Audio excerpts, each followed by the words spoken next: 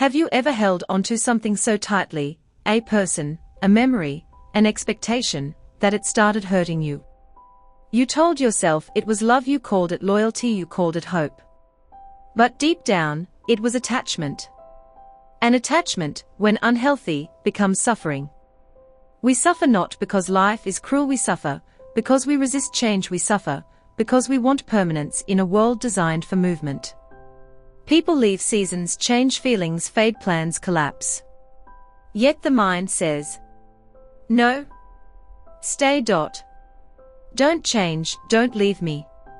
And in that resistance, pain is born. Detachment is often misunderstood. People think detachment means becoming cold, they think it means not caring. Not loving. Not feeling. That's wrong. Detachment doesn't mean you stop loving. It means you stop clinging. There's a difference. Clinging says, I need you to be okay. Love says, I care about you, but I do not own you. Clinging says, if this leaves, I will break. Detachment says, if this leaves, I will grieve, but I will survive. That is strength. Real strength. The strongest people are not the ones who control everything around them. They are the ones who remain centered, even when everything changes. Think about that. Most of our pain comes from trying to control what was never ours to control. Other people's choices, other people's feelings, time, outcomes, the future. You can beg someone to stay, you can explain yourself 1,000 times, you can give more, sacrifice more, shrink yourself more. And still, someone who wants to leave will leave. Someone who wants to misunderstand you will misunderstand you.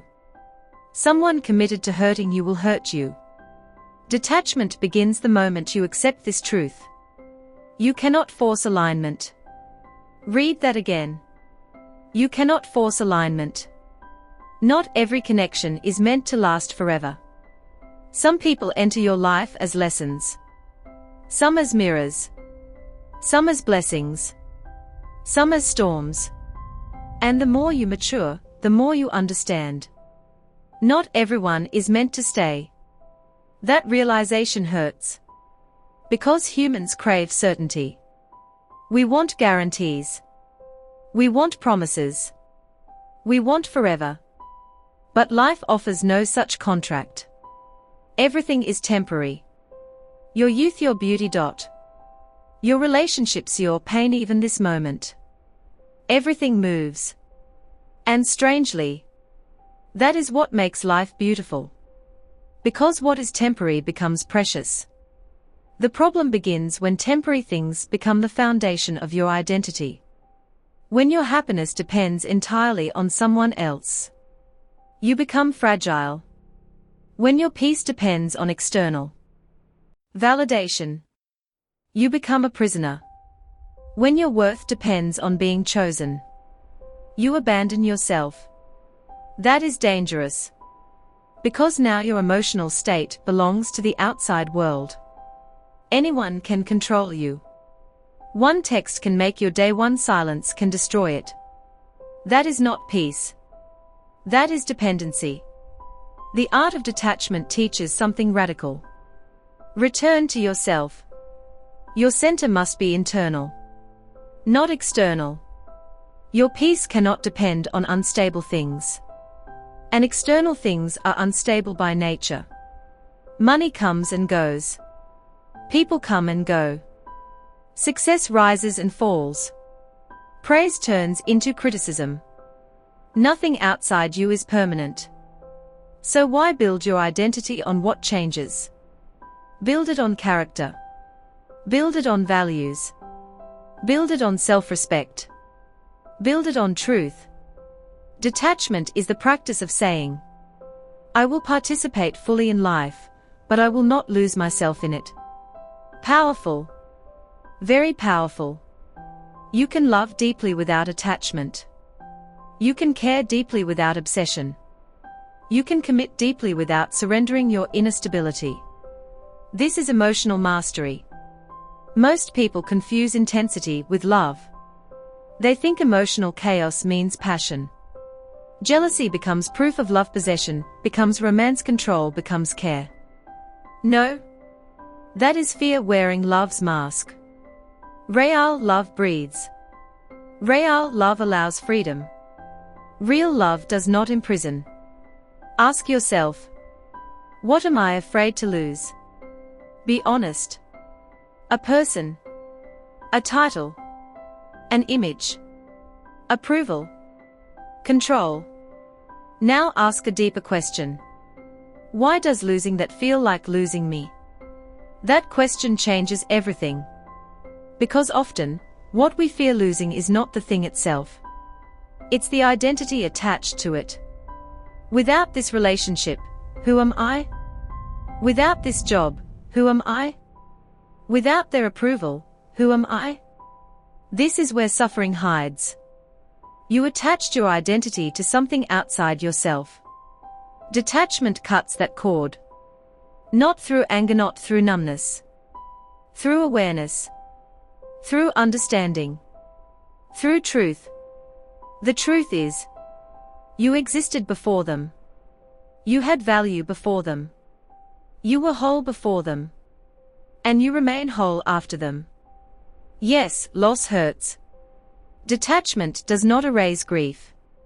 Let's be clear. Detachment doesn't mean pretending you don't care. It means feeling everything, without being destroyed by it.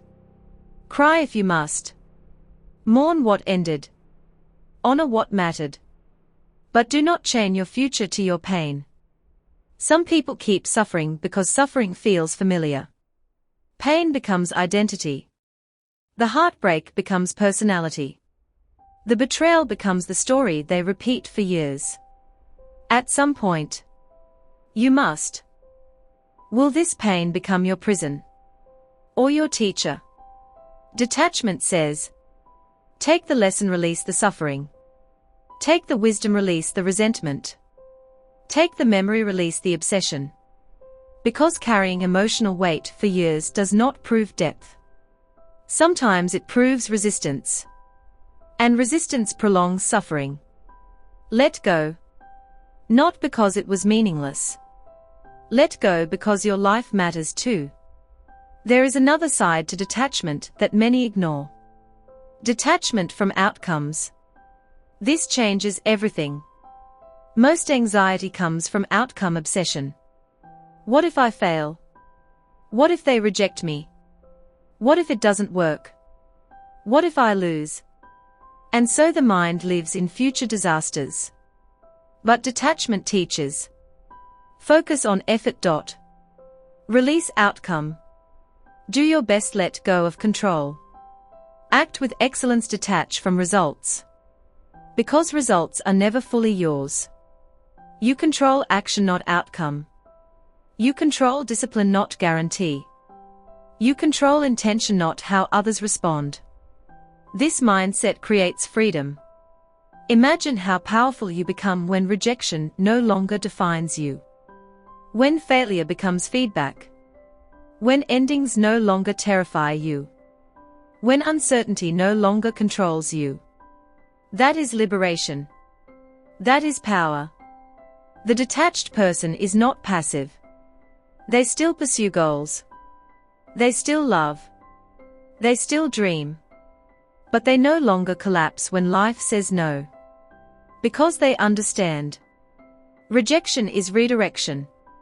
Loss is transformation. Endings create space. Sometimes what leaves, must leave to make room for what belongs. But if your hands are clenched around the past, how will you receive the future? Open your hands. Release. Trust. What is meant for you will not require self-betrayal. Read that carefully. What is meant for you will not require you to abandon yourself. If keeping someone requires begging, it is not alignment. If earning love requires shrinking, it is not love. If success requires destroying your soul, it is not success. Detachment protects dignity. It says, I will not chase what continuously runs. I will not force what resists. I will not beg for what should flow naturally. That is self-respect. And self-respect changes your life. Because the moment you stop chasing, you start attracting. Not through magic. Through energy. Through presence. Through standards. You stop operating from desperation. And desperation repels. Peace attracts.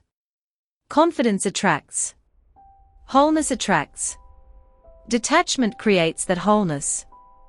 At the deepest level, detachment is spiritual. It is surrender. Not surrender as defeat. Surrender as wisdom. Wisdom to know. Life is bigger than your plans. Sometimes what breaks you, awakens you. Sometimes what leaves, frees you. Sometimes what you lose, was never yours to keep. And that hurts. But it also heals. Because truth heals. The art of detachment is the art of inner freedom. Freedom from obsession, freedom from control, freedom from fear. You stop asking life to obey you.